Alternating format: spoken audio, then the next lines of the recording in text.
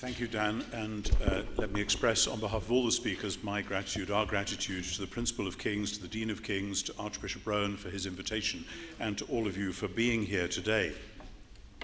Thank you. The classic Christian belief about God's ultimate destiny for his human creatures is the resurrection of the body. Many are therefore surprised to discover that that belief in resurrection hardly features in the Old Testament at all. By the time of Jesus, it was in fact a topic of controversy among different Jewish parties, with the conservative Sadducees rejecting it, the more radical Pharisees embracing it, and other Jewish groups and individuals remaining ambiguous, or in some cases opting for some form of Platonism. The controversy between Pharisees and Sadducees highlights a key element in the biblical vision of life beyond the grave and of God's ultimate purpose for his human creatures. The present world, it was believed, is the good creation of the God of justice and mercy, and resurrection is the point at which God's creation and God's justice meet. Together, those themes affirm that the present world and what humans do in it matters. Resurrection was always, therefore, implicitly a political doctrine, and that was the main reason for the first century Jewish controversy. What sort of politics? The ancient Israelite vision of God's world and his people was not very different from that of the later Christians and rabbis, even though there was then no developed vision of what happens after death. The ancient Israelites believed that, after death, God's people were laid to rest in Sheol, a shadowy subterranean location. They were asleep with their ancestors. But the nature of that sleep and the chance of anything beyond it were not discussed. This wasn't because the earlier biblical writers were, as people used to say, at a more primitive stage in which questions of life after death had not yet impinged, but because of their powerful emphasis on the goodness of the this-worldly creation and on the importance of an earthly justice that reflected and embodied God's own concerns. And it was out of that passion for God to put things right that the biblical doctrine of resurrection began to emerge. In the Old Testament, resurrection itself appears first as a metaphor. Hosea and Ezekiel both speak of Israel's God raising people up, and these passages were originally, it seems, metaphors for national restoration after disaster, but were interpreted already by the first century in terms of actual resurrection. And many other texts were similarly interpreted. When your days are fulfilled, promises Israel's God to David, when your days are fulfilled and you lie down with your ancestors, I will raise up your offspring after you and establish his kingdom. The early Christians took that verse as a prophecy which confirmed their view that Jesus' resurrection established him as the Davidic Messiah. There is a strange, sudden passage in Isaiah 25 which promises the abolition of death itself. Just suddenly bursts out in the middle of that bit of Isaiah. And such passages echo then, or are echoed in, the most famous Old Testament prediction of resurrection, which is Daniel chapter 12. Set at the time of the revolt led by Judas Maccabeus against the Syrian tyrant Antiochus Epiphanes in the 160s BC, the book offers hope for persecuted Jews, reaching a climax in the promise of ultimate deliverance. Many of those who sleep in the dust of the earth shall awake, some to everlasting life, some to shame and everlasting contempt. This was the passage which strengthened resurrection faith among subsequent Jewish generations and was dismissed by the Sadducees as a late innovation, a late and dangerous innovation. And the Maccabean period also gave rise to some of the most explicit expressions of ancient Jewish resurrection faith, such as we find in the book called Second Maccabees. Moving quickly, because we have to move quickly, to the early Christians and to Jesus, it was to the book of Daniel that the early Christians went as well to understand what Jesus had accomplished in his life and death and resurrection. Nobody was expecting a crucified Messiah. There is, however, incontrovertible evidence that very shortly after Jesus' death, his followers did come to regard him as Israel's Messiah. This is historically inexplicable unless they did believe that God had raised him bodily from the dead.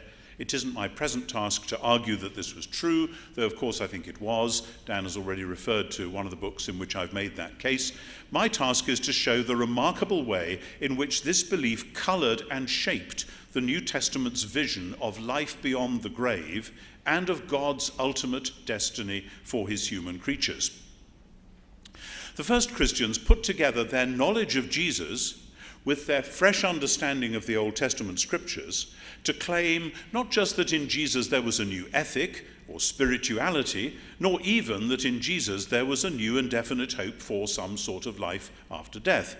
Their claim was that in and through Jesus, Israel's God had become king of all the world in quite a new way.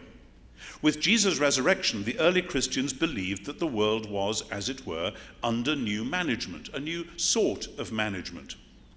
Paul quotes Isaiah 11 to this effect, referring to Jesse, the father of King David, and seeing the coming Messiah as his root, the one who sustains the whole family. He says, "There shall be the root of Jesse, the one who rises up to rule the nations, and the nations shall hope in him."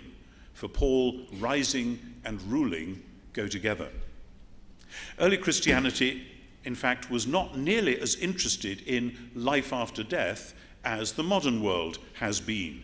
In none of the four Gospels, nor in the first chapter of Acts, does Jesus' resurrection cause anyone to speculate then and there about their own ultimate future. The emphasis is on the present. Jesus has been raised, therefore he is the world's true Lord, and therefore we have a job to do. Jesus' resurrection does, of course, point to the future which his people may one day share, but that is not its primary purpose. Jesus' resurrection is about what Jesus' whole public career was about, God's kingdom arriving, however paradoxically, on earth as in heaven. An over-concentration on life after death in its various forms is, I think, a medieval corruption, something I suspect that the participants in the seminar may have cause to discuss at various stages. The condition or location of people immediately after they died was, to be sure, a topic which, in the first century, several people were discussing. But the New Testament has remarkably little to say about it. The early Christians were much more interested in what I have called life after death. That is, the ultimate resurrection after a period of being bodily dead. Like Jesus in the tomb prior to Easter and then Easter itself, there would be a two-stage sequence, and it was the final stage which concerned them far more.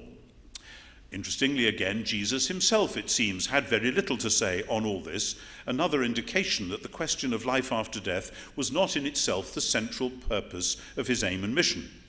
We have a couple of incidental references in his teaching to God's new world and to the righteous shining like stars within it, reference to Daniel, and there is then the brief discussion with the Sadducees, which you have on the printed sheet of texts, so I don't need to read it out, you've got it there hopefully in front of you. And this passage, however, is often misunderstood, and I want to look at it just briefly but more closely. The Sadducees pose a trick question to Jesus, apparently undermining the very idea of resurrection. This is based on the Levirate law of marriage, which says that when a husband dies childless, his brother should marry the widow to raise up children for the dead man. Well, they say, supposing this happens 7 times over, then in the resurrection, which brother will be her husband? This wasn't simply an abstract theological question because, as I said, resurrection was part of the radical Pharisaic belief that God would overturn the present order, represented by the aristocratic Sadducees, and replace it with his own kingly rule. Question then is Jesus that kind of radical? Now, since the Sadducees were suspicious of the later biblical books, the challenge was to demonstrate the doctrine from the Pentateuch, the first 5 books. But before Jesus answers them exegetically, he clarifies a vital point. And this is where the greatest misunderstandings occur. You have it there in that first full paragraph, verses 19 and following. I've got the Markan version there. Most modern Western Christians, of course, have assumed that the ultimate aim of the game is to leave this present world and, quote, go to heaven, unquote. And even the word resurrection itself, which in the first century always referred to new bodily life, is seen by many as denoting its opposite, namely a disembodied immortality. But for Jesus and his first followers, as for the Pharisees, belief in resurrection meant belief in a two-stage post-mortem reality, as I've said. After death, there would be a period of being physically dead, and then would come resurrection. People used to say that Greeks believed in immortality while Jews believed in resurrection, but that's highly misleading. Some Greeks, not all, looked, like Plato, for an ultimate disembodied immortality. Some Jews, not all, believed in a resurrection which would be to an immortal physicality, a new sort of body which was beyond the reach of death. There must then be some kind of continuity between the body that dies and the body that will rise, and the Jews had various ways of expressing this continuity. The book called The Wisdom of Solomon speaks of the souls of the righteous being in the hand of God. Until then, at the time of their visitation, something quite new will happen and they'll be running the world on God's behalf. John Polkinghorne, the scientist in Cambridge, once put it like this: God will download our software onto his hardware until the time comes when he gives us new hardware to run the software again for ourselves. He has allowed me to quote that. The intermediate state could be spoken of in different ways in ancient Judaism, indicating that there was no dogmatic concern in the early period to tidy that matter up. Some could speak not of a soul but of a spirit or an angel, as when in Acts the frightened group of believers assume that Peter has been killed in prison, so if they hear his voice outside the door, it must be his angel. And if such people used the word soul as a label for that which continues between death and resurrection, that doesn't mean that they were thereby invoking the full Platonic belief in a pre-existent and automatically immortal element of the human makeup. So this brings us to the point of confusion in the discussion between Jesus and the Sadducees. Jesus insists that when the dead are raised, they will not marry because they will be like the angels in heaven. That's verse 25 on the sheet there. The point of this is not that resurrection life itself will be disembodied, in that sense spiritual, but that it will be unending and immortal, and hence will no longer need marriage and procreation. Jesus is firmly locating the resurrection within a new physical world in which death itself will have been defeated. Resurrection is not reincarnation. One sometimes meets that misunderstanding. Coming back again and again into yet another decaying body within the same world. Resurrection means going on after a period of rest in God's presence into the new creation and being equipped with a body appropriate for that new world. Jesus doesn't say that the dead will be angels. That's another popular misconception. But that in this respect only, they will be like them, that they won't procreate. The other necessary clarification of this passage is that, like many rabbinic discussions, it stops frustratingly just before the actual crunch, the conclusion of the argument, like a chess game where both parties know that the thing is over, and so you stop before playing out the final moves. Jesus quotes Exodus 3:6, where God says to Moses, I am Abraham's God, Isaac's God, and Jacob's God. And he declares that since God is not the God of the dead but of the living, this means that Abraham, Isaac, and Jacob are alive to God, or in God's presence. This doesn't mean that they've already been resurrected. It means that, like the righteous in Wisdom 3, they are alive in God's presence as they await the day when they will be bodily raised. Their present disembodied existence in God's presence is not their final destination. When God puts the world to rights, he will not abandon the creation or them, but will restore it and them. All four Gospels are clear on what resurrection means. Each gospel ends not with Jesus' body mouldering in the grave while his soul goes marching on into a timeless Platonic eternity, but with Jesus being bodily raised, leaving an empty tomb behind him, with his crucified body now transformed into an unprecedented new type of physicality. That's the story they tell. That's why those stories are so strange. Something genuinely new, the Gospels are saying, has been launched upon the world. What we then find in the rest of the New Testament is truly remarkable, because when faced with death, most people reach for traditional categories and sayings and rituals. Radical change in such positions doesn't happen just because of someone's interesting speculation, but right across the first Christian century, we find quite clear, innovative teaching. namely that God will remake his creation and will raise his people from the dead to share in it, indeed to rule over it, transforming them into newly embodied immortal humans after their time of being dead. Such a position is incomprehensible without the Jewish background, but no Jews had said it quite like this before. It is only explicable on the basis of their belief in Jesus' resurrection. The point, once again, is that we're not simply talking about some vague future reality. This has already begun for the early Christians at Easter. Christians then already share the new life of Jesus in their baptism and in their Christian way of life. Precisely because the biblical view of resurrection is about new creation, its focus can never be simply on a world beyond this one.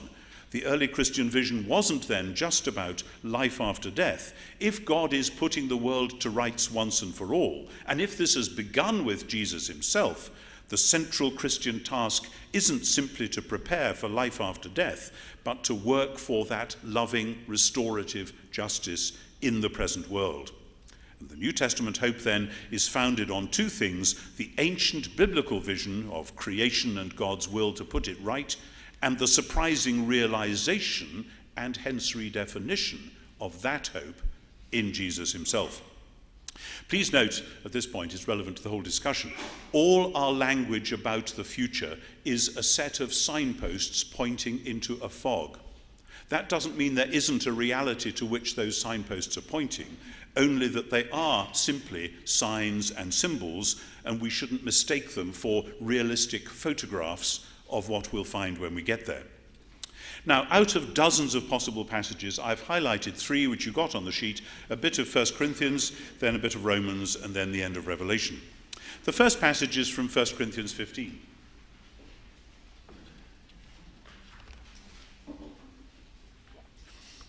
Paul is faced with questions about the future resurrection, and he contextualizes them in these verses that you've got within a fresh vision of God's ultimate future, for which he draws on Genesis, the Psalms, and Daniel. He sketches the role of Jesus as the truly human one through whom the Creator is now ruling the world, and as the Messiah of Israel through whom Israel's God is defeating his enemies, including ultimately sin and death themselves. These verses are Paul's Jesus-shaped reworking of the Jewish apocalyptic scenario in which God overthrows the evil powers and establishes his kingdom on earth as in heaven. The spectacular passage that you've got there raises all kinds of theological questions, but for our present purposes I want to pick out four. First, the event for which many Jews had longed, resurrection, had arrived. Jesus' resurrection wasn't for Paul a strange quirk or a bizarre miracle. It was the resurrection from the dead. But this event had split into two moments. Jesus first, everyone else later. The Messiah leads the way, and his people will follow. Second, therefore, Paul's focus is not on life after death, the state which immediately follows human death. He focuses on the final stage in that two-stage post-mortem reality. At the end of the chapter, you haven't got it, but I'll just tell you, verses 51 and following, he allows for an exception. If someone is still alive when the Lord returns, then they will not die and be raised. They will be changed, transformed into incorruptible physicality. For them, there will be only one moment of change, but all others will have two: bodily death, life after death, however you describe it, and then after that, bodily resurrection. There is no hint, by the way, of anyone other than Jesus himself being already raised to new bodily life. All others are still waiting. Let the reader understand. Third, Paul has nothing to say here about the intermediate state, about what happens when we die, except for this one word, sleep. The Messiah is the first fruits of those who have fallen asleep, verse 20. And in the exception just mentioned, we will not all sleep. That echoes a regular biblical image for death. When Paul speaks of it, however, he isn't answering our modern questions about the location or the state of the dead. He is using a regular biblical metaphor as a heuristic tool to denote the first stage in that two-stage progression. Think of another mention of the intermediate state in Philippians chapter 1, where Paul says he would rather leave the present life and be with the Messiah, which he says is far better. I don't think he would have said that had he thought that the intermediate state would be unconscious. So I see sleep as a metaphor rather than something which carries all its overtones. This far better state, but still intermediate, corresponds to the hints you get in Luke and John. Jesus says to the dying brigand beside him that today you will be with me in paradise. That isn't yet Easter. That is an already intermediate state. And Jesus in John promises his followers a place of rest and refreshment, even though resurrection still awaits. And just as there is no hint of anyone other than Jesus being yet raised from the dead, there are no grades or distinctions among the Christian dead. As far as Paul is concerned, they're all in the same place and the same state, and they will all be raised together at the last. Fourth, on 1 Corinthians, corresponding to the two-stage post-mortem reality which believers may expect, there's a very interesting two-stage reality here of God's kingdom. At the moment, as Paul makes clear, he believes that the Messiah is already ruling the world. That may be paradoxical. Paul is still suffering and in prison, and he knows that lots of other people are as well, but he believes Jesus is already in charge, but there will come a time when that has finished, and Jesus will hand over the rule to God the Father when he has defeated sin and death themselves.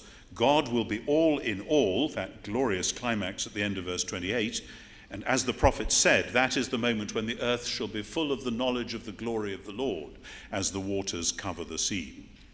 This leads on to our second main New Testament passage from Romans. Paul's letter to the Romans is full of rich teaching on resurrection, but the argument of the first half of the letter reaches a spectacular climax in these verses that you've got here. Creation itself, says Paul, will be set free from its slavery to decay. God will do for the whole cosmos what he did for Jesus at Easter, having first done this for those who belong to the Messiah. New bodily life for Jesus leads to new bodily life for his people, and then a renewed physical existence for the cosmos itself.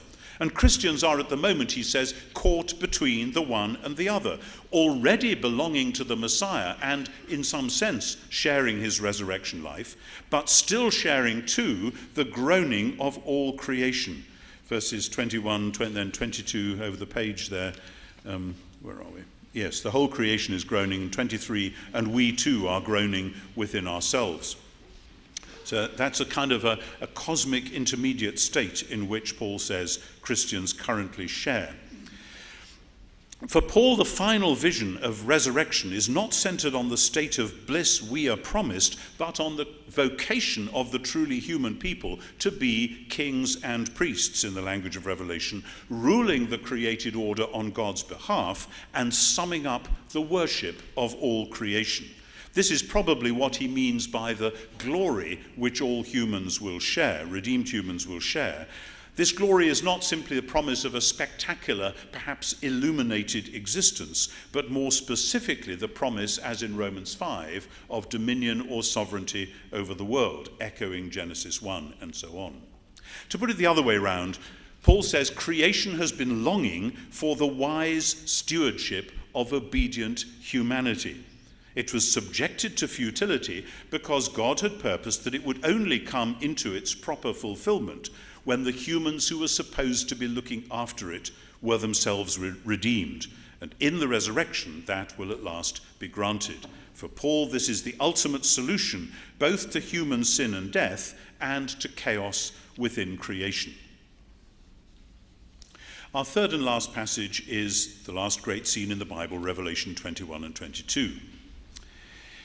Again, we remind ourselves that many Western Christians have imagined that the final note in the Christian story is the saved being taken up from earth to heaven. I once saw, not very far away from here in Covent Garden, a spectacular operatic staging of Verdi's Requiem, and the final scene, the chorus all carrying candles, went up in the wings on special ladders and ended up upstairs, which was all very remarkable. That is precisely what Revelation does not say is happening. According to Revelation, the New Jerusalem will come down from heaven to earth. This marks the rejection of all forms of Gnosticism. The present creation is good and is to be renewed. The new heaven and new earth are not new in the sense that they are made afresh out of nothing. The oldness which passes away in verse 1 is the decaying corruptibility of the present world. And when God deals with that, the new world can emerge. And this will be, says Revelation, the marriage of heaven and earth, the coming together of the twin halves of creation. God will now dwell permanently with humans, verse 3. They will have been raised from the dead, previous chapter goes into detail on that, and they will inhabit this new extraordinary city. Now, many imagine that in God's new creation there will simply be the saved, those who belong to God and the Lamb. Earlier chapters of Revelation seem to support this by saying that all others will be thrown into the lake of fire, quite graphically. But as the picture you have before you now develops, a somewhat different sight emerges. The city appears complete and self-contained, but then we are told, verse 24 of chapter 21, that the nations will walk in its light and the kings of the earth will bring their glory into it. And what's more, beginning of chapter 22, the tree of life will grow beside the city's river, and the leaves of the tree are for the healing of the nations. Despite the terrible warnings of cataclysmic judgment in Revelation, there is a sense that in God's new world, Jesus' followers will play the crucial role, but that this role will itself be healing and restorative. Judgment is necessary, not simply as a way of punishing the wicked in some vindictive sense, but in order that God's new world will be free from any possibility of future or further corruption. Mysteries remain, to be sure. Despite the apparently final judgment of chapters 19 and 20, there will be many who will still be outside the city. Chapter 22, verse 15. Nobody could accuse Revelation of teaching a universal salvation, that every single human will be saved. But there does seem to be in these chapters a larger hope than simply the rescue of all professing Christians from future judgment. In much of the Bible, after all, salvation is not simply God's gift to his people, it is God's gift through his people to the world. Perhaps that is what Revelation is hinting at in its closing chapters, confusing once more the comfortable categories of Western Christianity and challenging us to probe further. Time presses. Many urgent matters I could have spoken about have been omitted. One that I just want to put down a marker for might be the question of the origin of death itself. Very interesting question. Some in the Christian tradition have spoken as though there was no death at all in the original creation in Genesis, while others, sensitive perhaps to the issue of biological origins, have allowed for bodily death as part of the original normal God-given life cycle, but have stressed that the advent of sin gives a whole new dimension to death, which is then dealt with in the events concerning Jesus. In other words, for such a position, immortality was not part of the original creation, it was a further gift waiting to be given, the tree of life in the garden, the chance of which was forfeited by the original humans. That would then be the point Paul is making in Romans 5. But this is now, this new gift of a fuller life is what is that now given through Jesus the Messiah. The question then of why Paul intensified the normal earlier Jewish view of human sinfulness seems best addressed in terms of his reflection on the crucified Messiah, that if that is the solution God has provided, then our problem must be much deeper than we had ever imagined. This is just, that little paragraph is just putting down a marker for things we might want to discuss. Much more could be said. Anyway, to sum up, I have tried in this paper to highlight the biblical hope for humanity in terms of the larger hope within which that question is framed. The Creator God will rescue his whole creation from all that defaces and corrupts it. And this act of restorative justice, long promised in Scripture, has been accomplished through the death and resurrection of Jesus, Israel's Messiah. When, therefore, humans come to share the life of Jesus through faith and baptism, they are caught up into that larger project. They are therefore assured of their own ultimate life after death, i.e. resurrection, and of a time of rest and peace with Christ or in the hand of God in between bodily death and future resurrection. Later Christianity developed what I think the early Christians would view as parodies of this two-stage post-mortem reality. The myth of purgatory is the most obvious of these. Granted, present Christian existence still includes groaning and rebellion and failure, but the early Christians believed that the moment of death itself would deal with all that. Paul says in Romans 6 that the one who has died is free from sin. And in another passage he declares that the day of judgment will come like a fire and burn up everything in the Christian's life and work that has not been of God. Very interestingly, that is the basis for the teaching of the present Pope, Ratzinger, Benedict, that purgatory will be that moment of fiery judgment immediately upon death when all that evil is burnt away. Very interesting. Both what Ratzinger said about this some years ago before he was Pope, and also Karl Rahner, very interesting reflections, which seems to me a real rapprochement possible there between those of us who come out of the Pauline tradition and those coming within a contemporary Catholic tradition. That's an inner Christian discussion, but I suspect it's one that many Muslims would be happy to listen in on as well. But the early Christians were not simply waiting to see how the last day would work out. Their confidence in Jesus as Messiah and Lord was naturally put into practice in the works of love and mercy and justice, which here and now anticipated that new day. One of my favorite verses in the New Testament is 1 Corinthians 15:58. Paul, having written this massive long chapter on resurrection, concludes not by saying, therefore you've got a wonderful future to look forward to, so sit back and relax and it'll all be all right. He says, therefore get on with your work because it's not going to waste. Resurrection means that what you do in the present will last into God's future. More powerful still is the famous passage in which Paul lays to rest any sense of uncertainty about the future. I think you have it at the end of Romans 8. Christians in every generation have clung onto these verses for their vision of God's all-powerful love. And let me just read them and close. What then shall we say to all this? If God is for us, who is against us? God did not spare his own Son, he gave him up for us all. How then will he not with him freely give all things to us? And then concluding, no, in all these things we are completely victorious through the one who loved us. I am persuaded, you see, that neither death, nor life, nor angels, nor rulers, nor the present, nor the future, nor powers, nor height, nor depth, nor any other creature will be able to separate us from the love of God in King Jesus our Lord. Thank you very much.